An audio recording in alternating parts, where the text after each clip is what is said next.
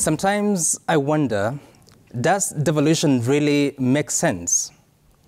This week really tested my understanding of the devolved system of government and specifically the rather troubled interaction between the two levels of government, the national government and the county governments. You see, the Constitution in Article 6 provides that the two levels of government are distinct and interdependent and shall conduct their mutual relations on the basis of consultation and cooperation.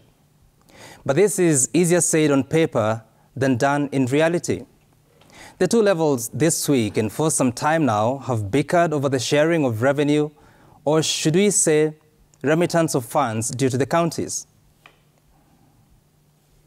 By dint of this, the Council of Governors hereby issues a 14 days notice to shut down counties if February, March, April arrears are not released within the next 2 weeks. That was the Council of Governors chair issuing an ultimatum to the national government, perhaps her first time to speak in such terms against the Ruto administration. You see, up until Thursday last week, the counties were owed resources of up to 125 billion shillings meant for the months of January up to April 2023. In February this year, the president, in a summit with the governors, promised timely release of resources. The governors are now surprised. We have undertaken to ensure that the transfer of revenue is timely, predictable, and fully complied with by law. The 4 months delay is unprecedented in the history of devolution and against the spirit of the meeting held in Naivasha between His Excellency the President and the governors. Now, the National Treasury has since released funds for the months of January and February between last week and this week. Did it have to take such a shutdown threat? You see, the last time county governors threatened to shut down the governments was in 2021 under similar circumstances. Before then, it was in September 2020 when the COG chair then, Wycliffe Oparanya, announced actual closure when the National Assembly and the Senate could not resolve a revenue-sharing standoff. Senate wanted more. The National Assembly defended a lower figure by the National Treasury.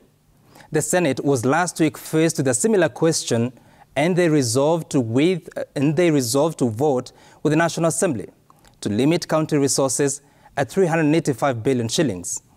The Commission on Revenue Allocation had recommended that 407 billion shillings be allocated to counties, and the governors are unhappy.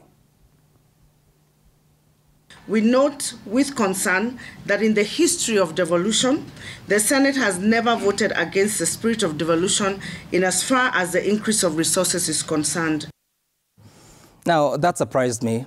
In February this year, the same Council of Governors appeared before media cameras in tow with the President of the Republic to announce that a deal had been arrived at to resolve a revenue standoff. 4 days later, I spoke to the COG chair, Anne Waiguru, as I sought to know what the new figure was. We haven't quite finalized on the numbers. The President added like 4.7 billion. To every county, 100 million for industrial parks, for example. He also considered on the issue of fertilizer, I think it was about 15 billion. And then there was other issues that were not quantified, but agreed generally in principle that needed to be costed. That's why we're saying we don't have a figure yet.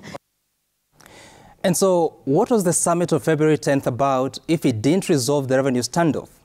What is the value of recommendations by an independent constitutional commission that a minimum of 407 billion shillings should be sent to the counties, but ends up overturned on bases that are not stakeholder inclusive? Are our leaders speaking to each other? When senators pick the microphone and accuse governors of misusing resources and therefore they should not be allocated more funds, do we understand the role of institutions in devolution? And if the reasoning by the National Treasury that it can only afford 385 billion shillings because of the fiscal strains, then what was that meeting in Naivasha about? Funded by the taxpayers, where the top leaders from across the country committed to even transfer functions that are currently being implemented by the national government to the counties. What was the value? What's the sense? And that is my sense tonight.